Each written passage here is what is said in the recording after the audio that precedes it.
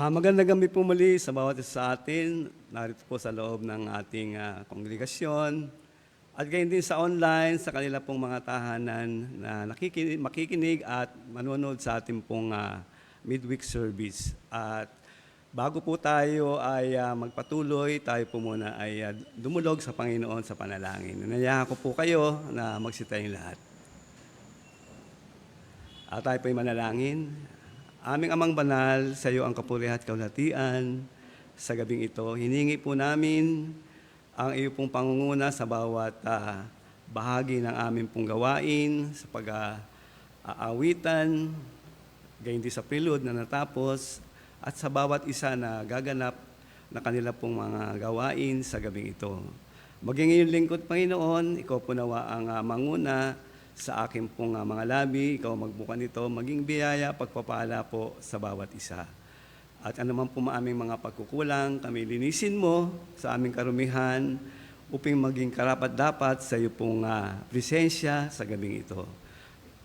Ikaw rin po, Panginoon, ang humawak, mag-ingat sa iyo pong mga anak na patungo rito na sila ay makarating po ng safe at makasama namin sila sa aming panambahan.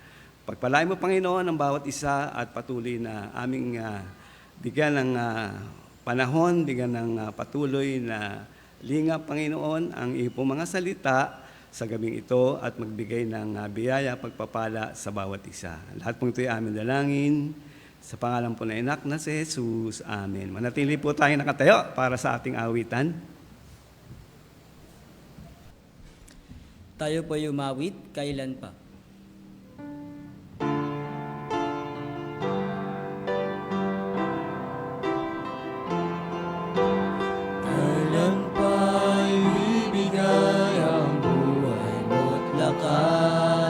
Sa Kanya na nabigay sa'yo ng buhay na wagas.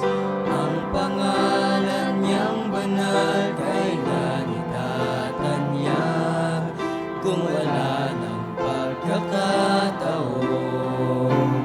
Patuloy na ang lahat at kung ang araw mo'y lumipas na, makuha mo pa kayang siya ay paglingkuran. Kailan pa kaya maglilingkod sa Diyos? Kung hindi ngayon, kailan pa?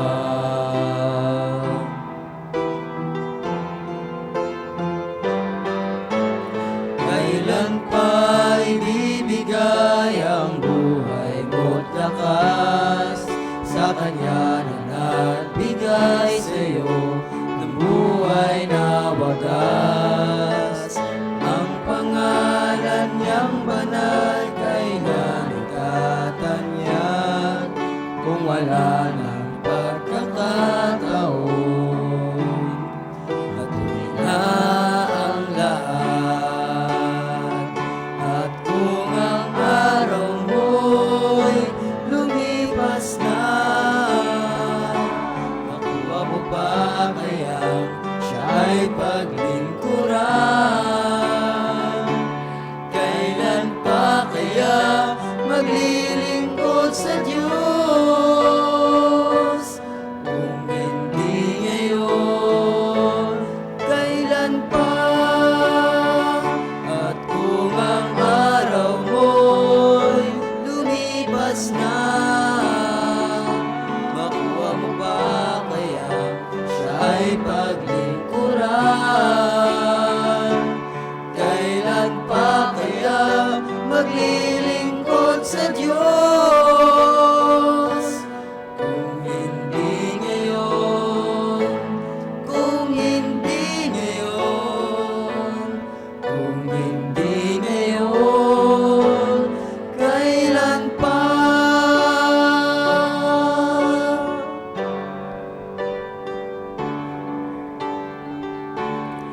Susunod na awitin, Dahil Buhay.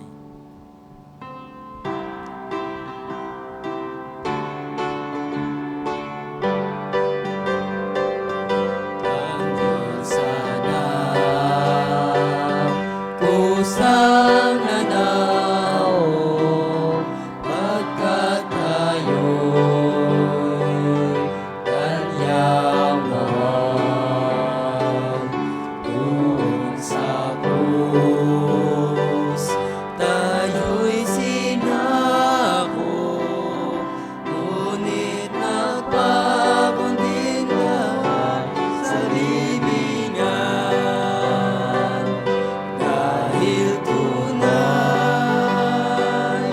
na buhay si Kristo, nabawi na ang takot ko.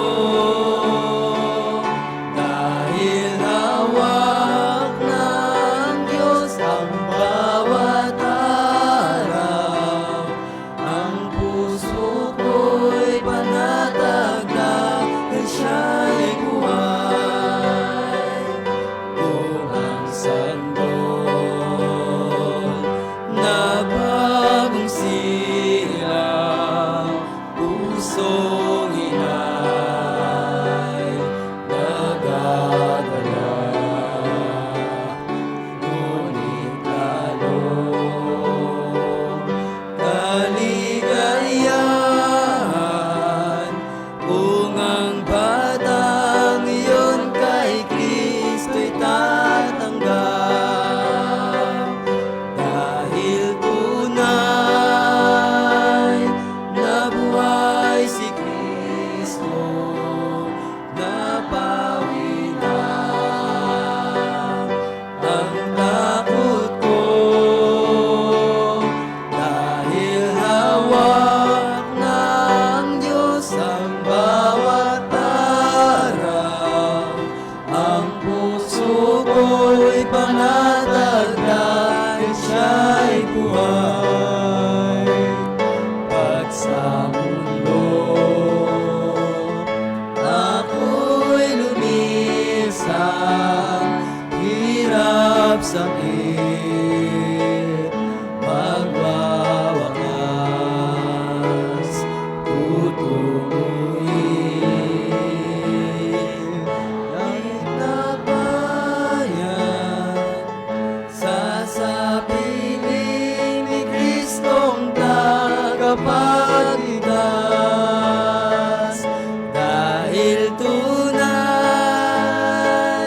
na buhay si Kristo, napawi na ang takot ko.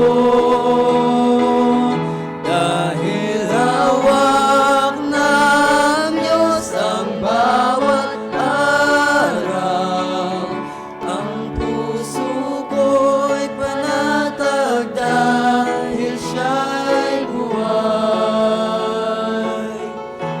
Ang puso ko'y panatag dahil siya'y buhay. Atin pong awitin habang nagkakamustahan, ligaya ng buhay.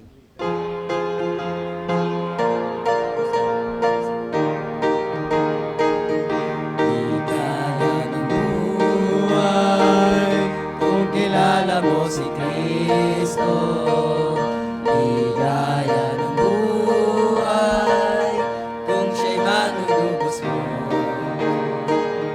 Babaguhin ang iyong buhay kung siya'y kakamtan, kakamtan. Ang maging kay Kristo ay tunay na ligaya ng buhay. Ligaya ng buhay kung kilala mo si Kristo. Ligaya ng buhay kung siya'y manunubos mo. Babaguhin ang iyong buhay kung siya'y kakamtan, kakamtan. Ang maging kay Kristo ay tunay na ligaya ng buhay. Tayo po'y dumako sa ating announcements and reminders. Maaari na po tayo magsiupo.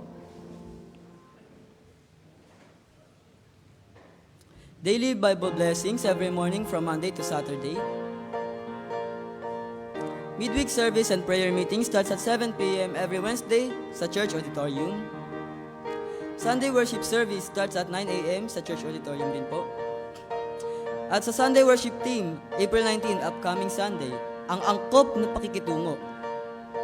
Ito pa makita sa Unang Thessalonica 5:14. At each one bring one every Sunday. Adult Sunday School class every Sunday, 3 p.m. at Begonia Room. Lord's Supper every last Sunday of the month. Weekly worship service, Camarin, Caloocan City every Friday. Home Bible study, San Mateo Rizal every Saturday. Worship service at Taytay Rizal every Saturday. Taytay Ministry, house-to-house Bible studies and dinner fellowship every Tuesday. Go Ikuba weekly activities, Bible study every Wednesday and Saturday, BKBC and tract distribution every Saturday. First time visitor Sunday, April 26 to 2026, every last Sunday of the month. At 37th Missions Conference and 61st Church Anniversary 2026 Giving Commitment. At tayo po muling tumayo upang ating awitin, Seek Ye First.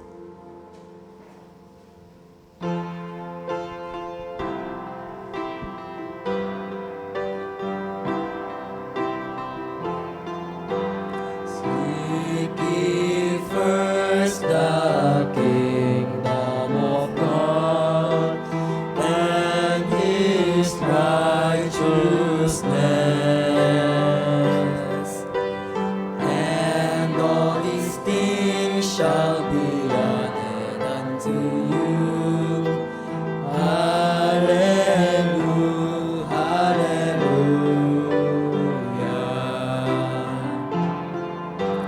Man shall not live by bread alone, but by every word that proceeds from the mouth of God.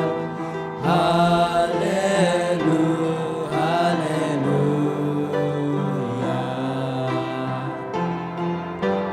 Ask and it shall be given unto you. Seek and ye shall find. Knock and it shall be open unto you. Hallelujah, hallelujah.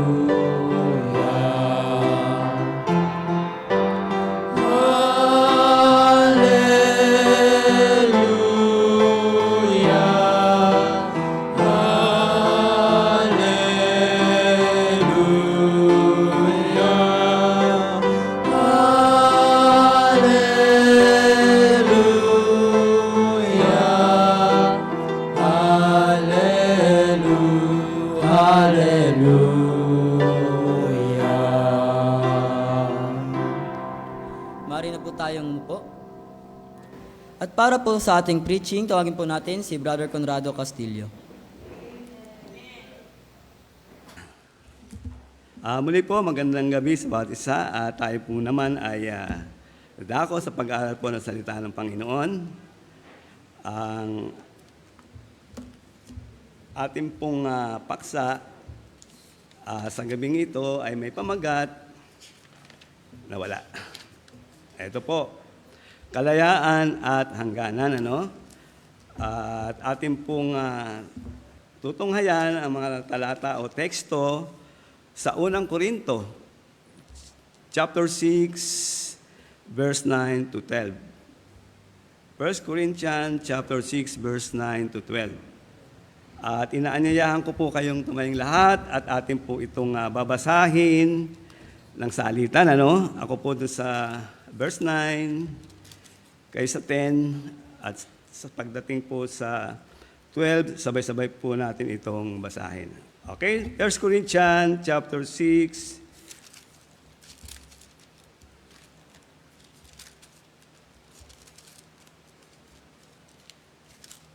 First Corinthians chapter 6, verse 9 to 12. Sabi po dyan sa verse 9, o hindi ba ninyo nalalaman na ang mga liko ay hindi magsisipagmana ng kaharian ng Diyos? Huwag kayong padaya, kahit ang mga mapakiapid, ni ang mga mananamba sa Diyos-Diyusan, ni ang mga mangangalunya, ni ang mga nangbababae, ni ang mga mapakiapid sa kapwa lalaki. Verse 10 po.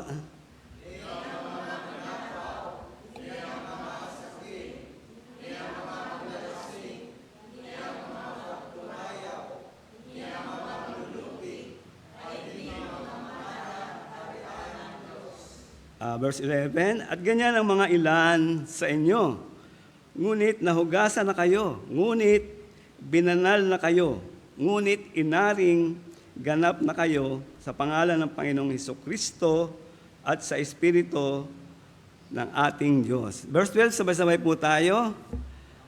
Ang lahat ng mga bagay sa akin ay matuwid, ngunit hindi ang lahat ay nararapat. Ang lahat ng mga bagay sa akin ay matuwid, ngunit hindi ako pasasakop sa kapangyarihan ng anuman. Okay, tayo po muna ay magpuri, magpasalamat sa pagkabasa ng salita ng Panginoon. Mapagpalang Diyos na aming Ama, muli sa gabing ito, hinihiling po namin, ikaw po ang siyang kumilos sa aming kalagitnaan, sa pagitan po ng iyong banal na Espiritu na siyang iyong ipinagkaloob sa amin upang maunawaan namin ang iyong salita at sa gayon ay amin itong maipamuhay at sa gayon kami patuloy na lumakas sa aming pananampalataya sa iyong anak na si Jesus. Pangunahan mo kami sa gabing ito, maging ang aming mga kapatiran na patungo pa rito at maging sa kanila pong mga tahanan. Lahat pong ito ay aming dalangin sa pangalan po ng aming Panginoong Hesus. Amen. Tayo po ay magsiupong lahat. Kalayaan at hangganan, ano? Tayo po ay naligtas, di po ba? Sa ating pong mga kasalanan sa pamamagitan ng ating Panginoong Hesus, ano? Ngunit, yung kalayaan na yon ay ika nga ay merong hangganan, ano? Katulad po ito ng isang, isang aso na may pumasok sa kanilang bakuran ng isang pusa, hinahabol niya ito, ngunit hindi po niya maabutan. Sa kadahilanan, siya ay nakatali doon sa isang puno. Paikot-ikot lang siya. At ang nangyayari po, sa kabila ng pagtatakbo niya, paghagad, doon sa pusa, hindi po niya maabutan. At ang nangyari po, siya ay nasasaktan lamang. Gawa ng pagkakatali sa kanyang leg. At naway makita po natin ang isang halimbawa nitong asong ito sa ating pong mga kapwa mananampalataya. Maging sa akin, na meron pong ikangang hangganan yung ating kalayaan. At kapag lumagpas po tayo dyan, ika nga, maaring tayo ay masaktan o makasakit tayo ng ibang tao. At dalawang bagay lang po ang ating pag-aaralan, bahagi sa gabing ito. Unang-una nga po yung kalayaan mula sa Panginoong Hesus. At makita po natin yan sa ating binasa sa 1 Corinthians chapter 6 verse 11. Sabi nga diyan, ito po yung mga yung binasa natin mula sa 9, 10, Ito po yung mga makikita nating kalikasan ng mga tao. Tayo, sabi nga ay verse 11, tayo dumaan din dito ang ilan sa atin, At sabi din sa verse 11, at ganyan, sabi, ang mga ilan sa inyo, ngunit nangahugasan na kayo, ngunit binanal na kayo, ngunit inaring ganap na kayo sa pangalan ng Panginoong Hesukristo at sa Espiritu ng ating Diyos. Makita natin yung binasa po natin yung mga uri ng mga kasalanan na ika nga hayag. Maging sa atin, kitang-kita, nung tayo ika nga ay wala pa sa Panginoon. At sabi nga dyan, di ba, yung mapikiapid, sabi ganyan, ano? Sabi, wag kayong padaya, sabi ganun, ano? Kahit ang mapakiapid ni ang mga mananamba sa Diyos-Diyosan. At yan po tayo, di ba, nanggaling. Yan po yung ating nilalakaran.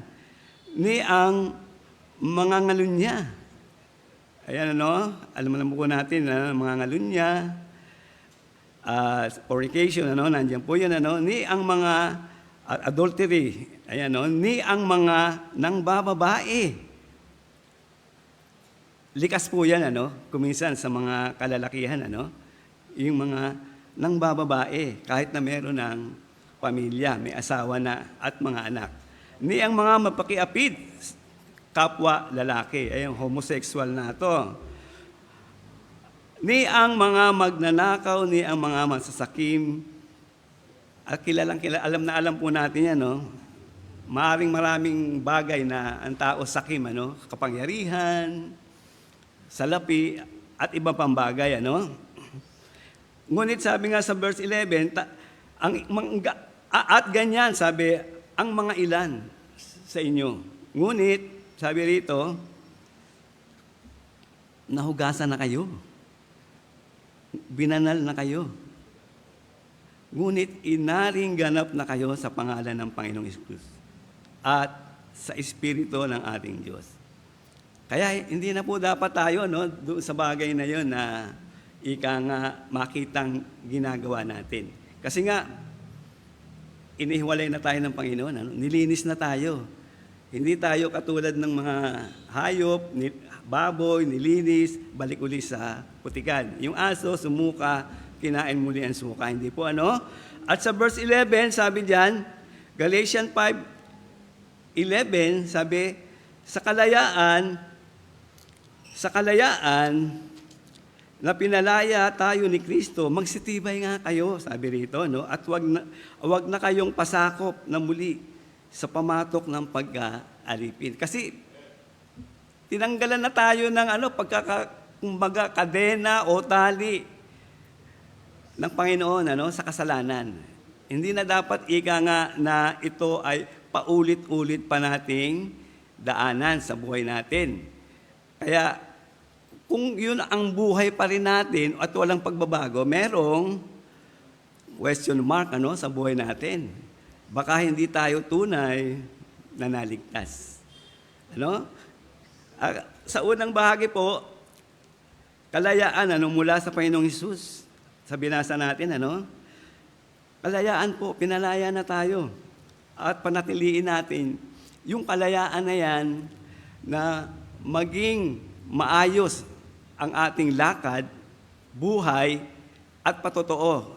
Hindi lamang sa kapwa natin mga kapatiran, kundi maging sa ating pamilya at sa lahat ng tao na nakakasalamuha natin. Tinitingnan tayo po ng mga tao, kaya dapat na maging maingat.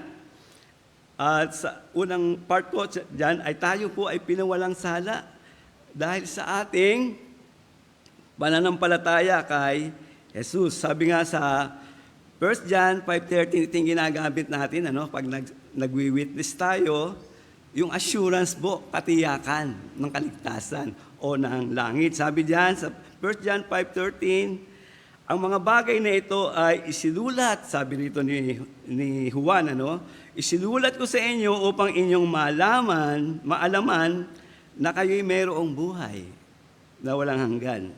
Sa makatuwid ay sa inyong nanampalataya sa pangalan ng anak ng Diyos. Dinala po ni Kristo ang bigat. Ano? Pinasa niya ang bigat ng ating mga kasalanan doon sa krus ng Kalbaryo. Ang sabi nga dyan sa 1 Peter chapter 2, verse 24, na siya rin, sabi, ang nagdala ng ating mga kasalanan sa kanyang katawan sa ibabaw ng kahoy, doon po sa krus, upang pagkamatay natin sa mga kasalanan ay mga buhay. Tayo sa katuwiran na dahil sa kanyang mga sugat ay nangagsigaling tayo. Dahil sa tinamo po niya, paghirap, pagpapakasakit, sakripisyo, hanggang yung buhay po niya ipagkaloob sa atin, ano? Upang tayo ika nga ay mabigyan lamang ng Panginoon ng tuwirang kaligtasan. At ito na yung ating maging pamantayan, na tayo'y lumakad sa liwanag, sa katotohanan mula sa salita ng Diyos. At si Kristo po, di ba, siya ay ibinilang, ano? Na parang isang tupa, yung tinatawag na kordero ng Diyos. Sabi nga sa John 1:29, sabi, ng kinabukasan ay nakita ni Juan si Jesus na lumapit sa kanya at sinabi, narito ang kordero ng Diyos na nag-aalis ng kasalanan ng sanlibutan. Ito yung ginagamit natin, di po ba? Tayo nagwi-witness. Ibinabalik natin yung panahon sa time na wala pa si Christ, nung si Adan, Eva, at ang mga tao ay patuloy na nagkasala. Sila ay nag-aalay ng malinis na hayop, di po ba? At number 1 nga po, yung kordero ng Diyos. Pag sinabi natin kordero, ito po yung bata, 1 taon, lalaking tupa. Yun yung kanilang inihahandog sa Panginoon. At ginagawa nila yan sa tuwina, habang sila'y nagkakasala. Patuloy po yun, yung kanilang ginagawa. Wala pa si Christ. Pero ang kinukuha nila na pang-alay ay yung malinis na hayop. Walang kapintasan, walang kapansanan sa katawan, hindi pilay o bulag. Kundi yun ay lumalarawan sa ating Panginoong Hesus na walang, ano bang wala sa ating Panginoong Hesus na meron tayo? Yung kasalanan. Siya lamang po, di ba? Kasi siya nga po yung ipinangako ng Diyos. At yung katuparan, eto, nung nakita ni Juan, si Jesus na papalapit sa kanya. Nasabi niya, ito yung kordero ng Diyos na nag-aalis ng kasalanan ng sanlibutan. Okay? At hindi lang ika nga yun yung ginawa ng Diyos para sa atin. Hindi lamang para ialay yung kanyang anak, kundi yung banal na Espiritu pinanahan sa ating buhay. Kasi hindi natin kaya. Hindi po natin kayang mabuhay ng tuwid, diretso, walang gabay. Ito nga, di ba? Meron na nga tayong banal na Espiritu, kung minsan, nakakagawa pa rin tayo ng kasalanan. Tayo nalilihis sa kalooban ng Diyos. Kaya, yun yung mahalagang bagay na ibinigay sa atin. Yung pangalawa, sabi, patnubay, ito ay mula sa banal na Espiritu. At sabi nga ay ganyan, ang mga ilan sa inyo, ngunit nahugasan na kayo, ngunit ay binanal na kayo, ngunit inaring garap na kayo sa pangalan ng Panginoong Hesus at sa Espiritu ng Diyos. Kaya magpasalamat po tayo, dahil ang banal na Espiritu nasa atin na, nananatili na ito at hindi na ito ika nga aalis o mawawala. Hindi katulad sa Old Testament, sa buhay ni Haring Saul. Kaya yung direksyon po natin, nandyan yung pagpapaalala sa atin, pagpapalakas mula po sa banal na Espiritu. Kaya nga, ang kailangan po natin ay lumakad sa Espiritu. Lumakad tayo sa Espiritu. Walk in the Spirit, sabi sa Galatia. Kailangan po yun, yung pagsunod natin sa pamamagitan ng kanyang, kasi kuminsan, di ba, ang banal na Espiritu ay parang bumubulong, Kapag mayroon tayong gagawing isang bagay, nalis sa kalooban ng Diyos. At kung minsan, siya'y nag-uudyok sa atin, yung tao na yan, witnessan mo. Kung minsan ganyan po, ang banal na Espiritu sa atin, nagpapaalala. At kung tayo ika nga ay dumadaan sa mga kapighatian, siya yung nagpapalakas sa atin. Kaya mapalad po tayo, Mapalad tayo. Bilang mga mananampalataya, alam natin yung direksyon at turo at gabay ng banal na Espiritu sa ating buhay. Yun po yung pananahan ng banal na Espiritu. Kaya nga po, di ba, yan yung napakahalaga sa buhay natin. Ano? Ano sabi po sa John 14:16? Kaya tingnan natin to. John 14:16. Sabi po diyan, at ako'y idadalangin sa Ama at kayo bibigyan niya ng ibang mga alib upang siyang sumainyo magpakailanman. Ano? Magpakailanman. Hanggang sapitin po natin ang langit. Tayo po ika nga ay ginagabayan ng banal na Espiritu. Sana maging maliwanag po sa atin yan, ano? Meron na po tayong kapanatagan, ano? Mula sa harapan ng Diyos. May kapayapaan sa Diyos. Sabi nga sa John 14:27, ang kapayapaan na iniiwan ko sa inyo. Ang aking kapayapaan ay binibigay ko sa inyo, hindi gaya ng ibinibigay ng sanlibutan. Ang ibinibigay ko sa inyo, huwag magulumihan. Magulumihanan ang inyong puso, ni matakot man. Ayan, ano? Kapag nasa atin na, ika nga ang katiyakan, ang banal na Espiritu, bibigyan niya tayo ng katiyakan ng langit. Kaya nga sabi nga niya dito, huwag magulumihanan ang inyong puso. Ano? Ni matakot man. Bagamat kumisan talagang hindi maiwasan, di ba? Sa buhay natin bilang manampalataya, ang dumaraan tayo sa takot. Aminin ko po, talagang kumisan dumadaan yan sa buhay natin. Ngunit, nariyan ang banal na Espiritu na sa atin ika nga ay nag-iingat at nagbibigay ng katiyakan sa ating pong buhay bilang manampalataya. Kaya nga po tayo ay wala ng kahatulan, ano? Sa harapan ng Diyos. Bakit?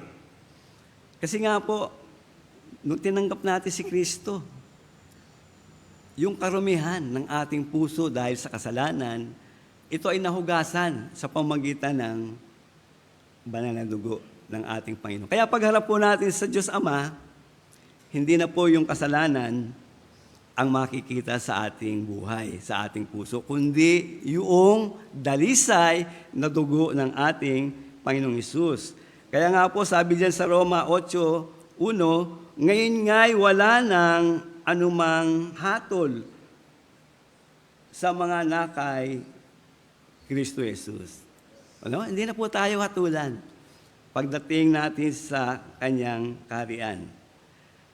Kaya nga po si Christ ay lumalarawan doon sa kordero ng Diyos na alay sa kasalanan.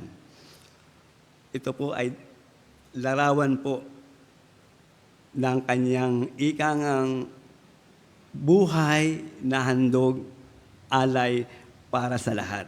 Yun po, ano?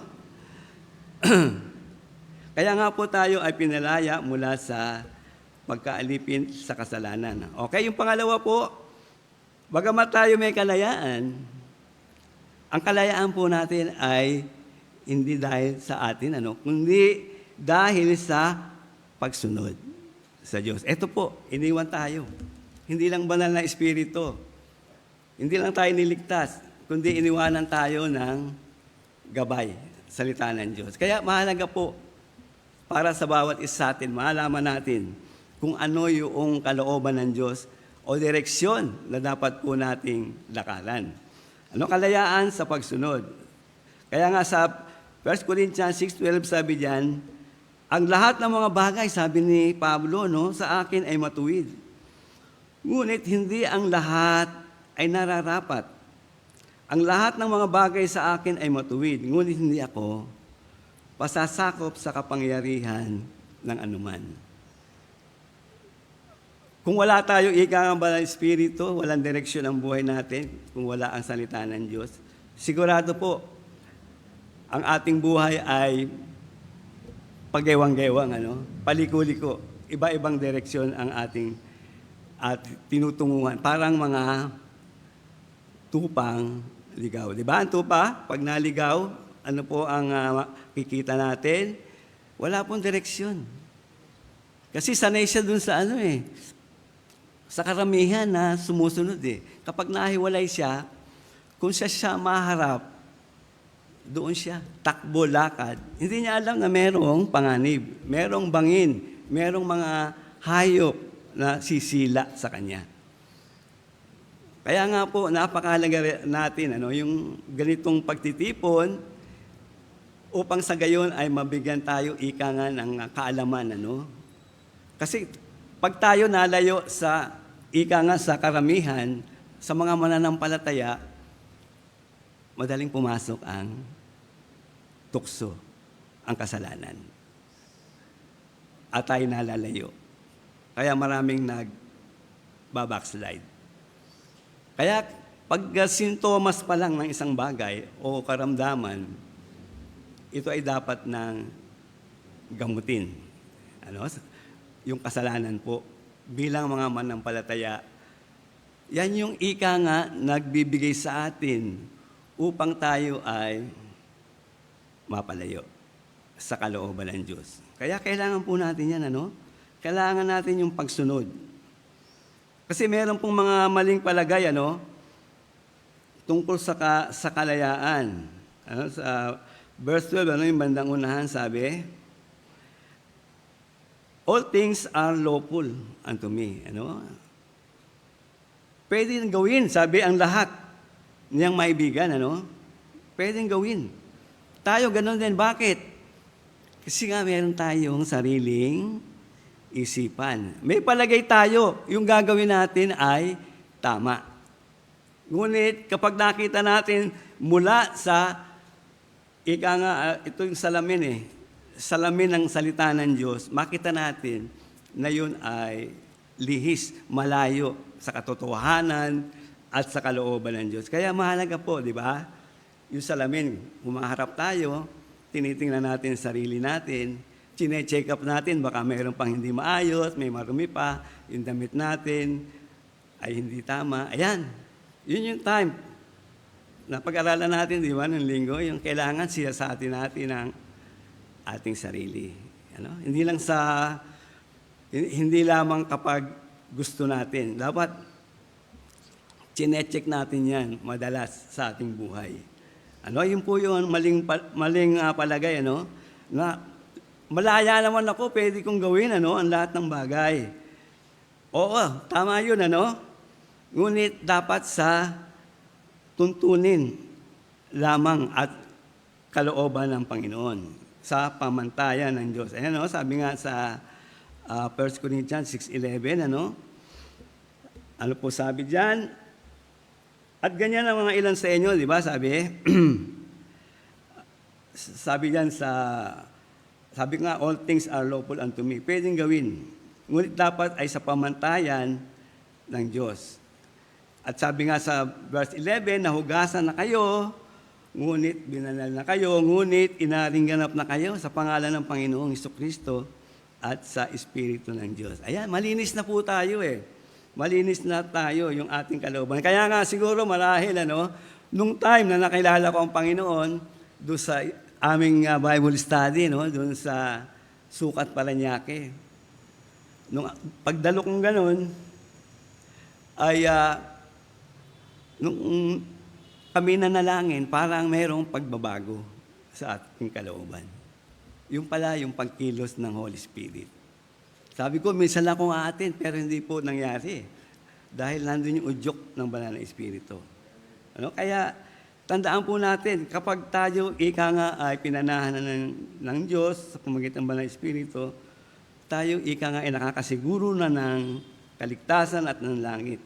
At gayon din, hindi makatisod sa mga ligtas at niligtas. Kasi talaga kuminsan, di po ba, tinitingnan tayo ng mga tao. Tinitingnan tayo ng ating mga kapatiran. Ay kung mali ang direksyon natin, paano po yun? Yun yung makikita nila at susundan. Kaya nga sabi sa 1 Corinthians 8:9, dadapat magsipag-ingat kayo, baka sa anumang paraan ng inyong kalayang ito ay maging katititsuran sa mahihina.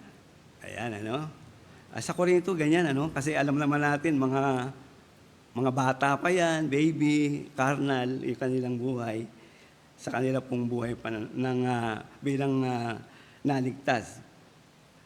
Sa verse 8 sabi, sapagkat noong ng Ephesians 5:8-9 sabi, sapagkat noong panahon kayo'y kadiliman, dadapot ngaya'y kaliwanagan sa Panginoon. Magsilakat kayong gaya ng mga anak ng kaliwanagan. Ayan, nasa liwanag na po tayo eh. At sa verse 9 sabi, sapagkat ang bunga ng kaliwanagan, sa English, Holy Spirit, ay nabubuo ng kabutihan at katuwiran at katotohanan. Hindi po natin pwedeng itago ang ating patotoo. Kitang-kita po ito, yung ating buhay. Dahil tayo ay nasa liwanag na. Kaya naroon talaga yung pag-iingat. Halimbawa po, di ba, si David? Si Haring David ay malapit sa puso ng Diyos. Ngunit siya ay nalihis din.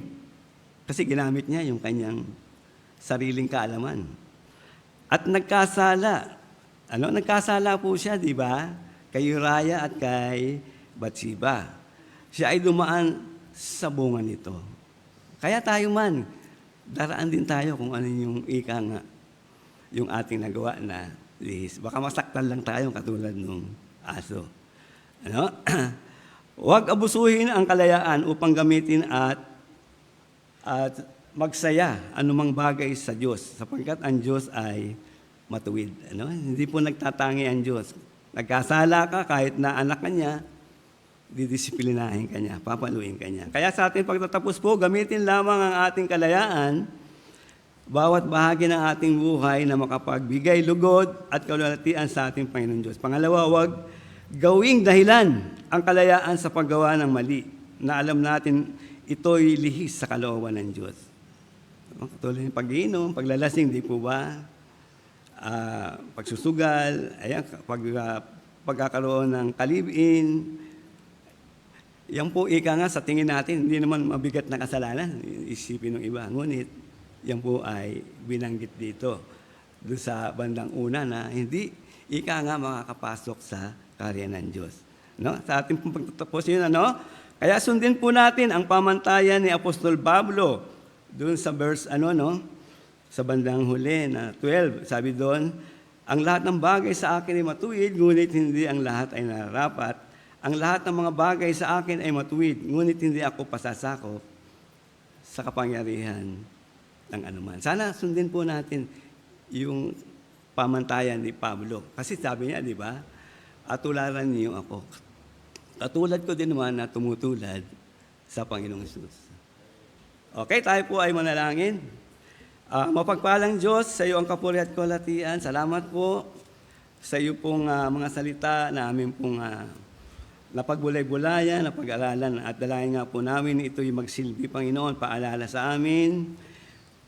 Bilang yung mga anak na sa kabila ng aming kalayaan, hindi po kami lumihis sa maling direksyon, kundi aming sundin ang iyong banal na Espiritu na nasa aming pong buhay at gayon din sa gabay ng iyong banal na Espiritu. Pagpalain pong bawat isa at naway patuloy po kami, Panginoon, magbigay kaluwalhatian sa iyong pangangalan at sa mga taong sa amin nakatingin.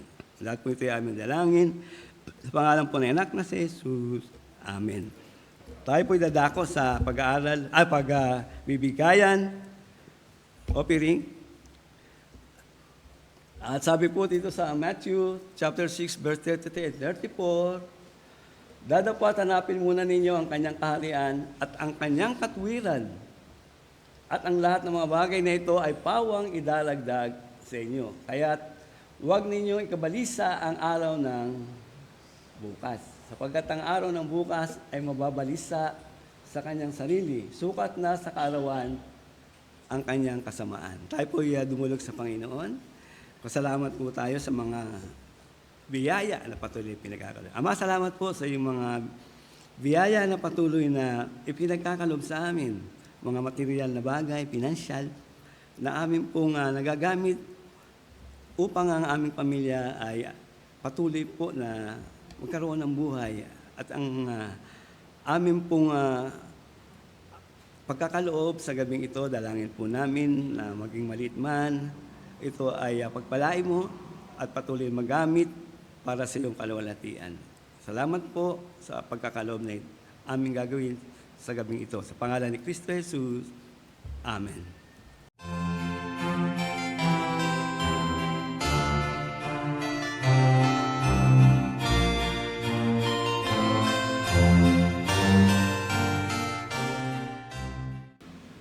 Tayo po magpasalamat. Ama, muli salamat po sa nalikom na salapi. Dalangin po namin na patuloy na magamit po ito sa ikasusulong na iyong gawain, lalo na sa kapahayagan ng salita kung saan wala pa, Panginoong Kristo ang mga tao na sa liblib na mga lugar. Pagpalain mo, Panginoon, ang bawat isa, bigyan ng kalakasan, kalusugan, at naway maging matapat sa aming pong gawain, sa aming pong trabaho. Lahat pong ito ay aming salamatan sa pangalan po ng anak na si Jesus. Amen. Tayo po'y muling tumayo para po sa ating panghuling awitin, Ikaw Lamang.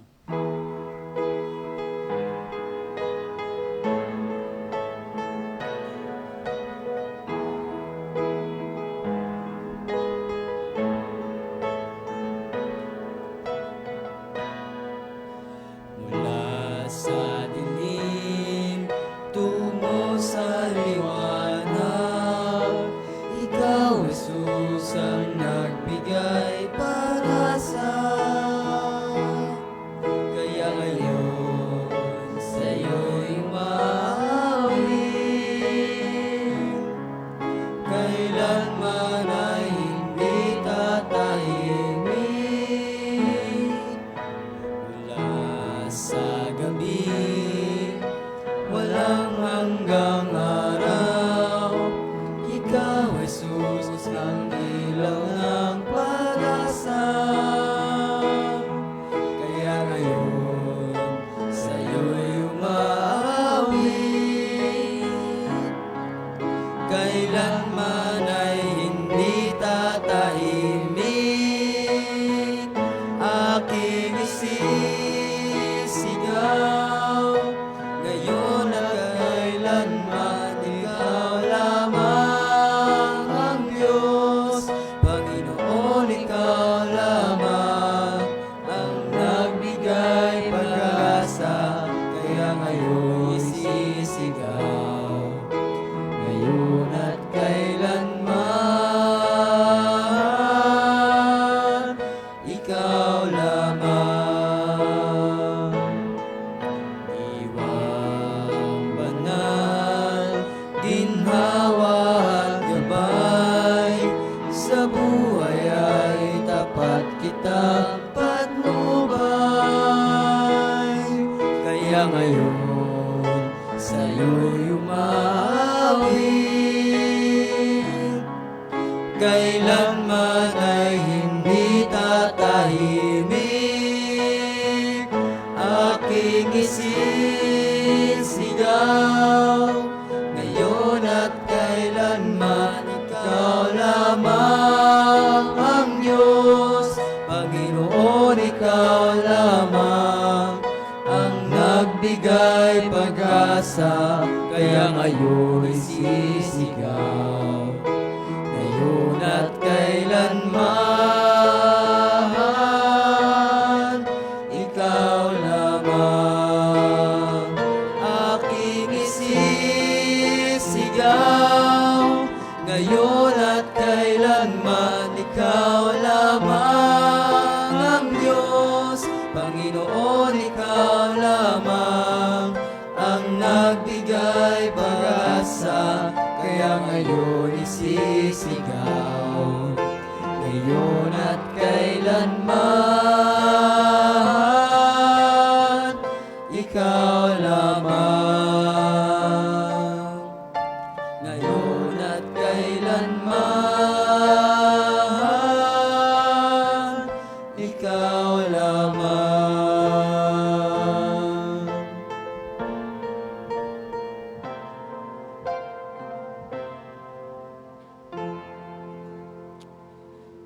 Akin po tawagin si Brother Conrado Castillo para po sa ating panghuling panalangin.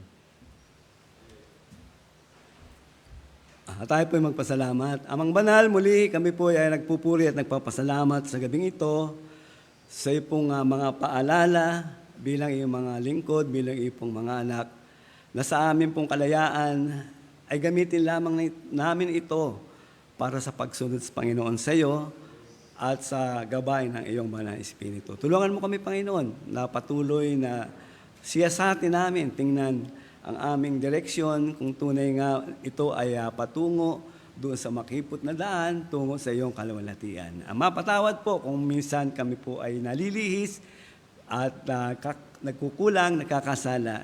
Dalangin po namin na patuloy na magpaalala sa bawat sandali ng aming buhay, ay makita po namin ang aming mga pagkukulang at pagkakamali at amin po itong maituwid. Ama, salamat po muli sa bawat isa narito, sa mga ginamit mo upang ang gawain ay patuloy na mag-exist, Panginoon, sa lugar pong ito at makapakinig ang bawat isa mula po sa iyong salita. Muli, Ama, dalangin po namin ang iyo pong pagkilos sa aming kalagitnaan, sa aming pong pagsama-samang pananalangin, at maging sa aming pag-uwi, ikaw pong manguna at mamahala, makarating po kami ng safe, ligtas sa aming mga tahanan. Lahat po ito ay aming dalangin sa pangalan ng Anak na si Jesus. Amen.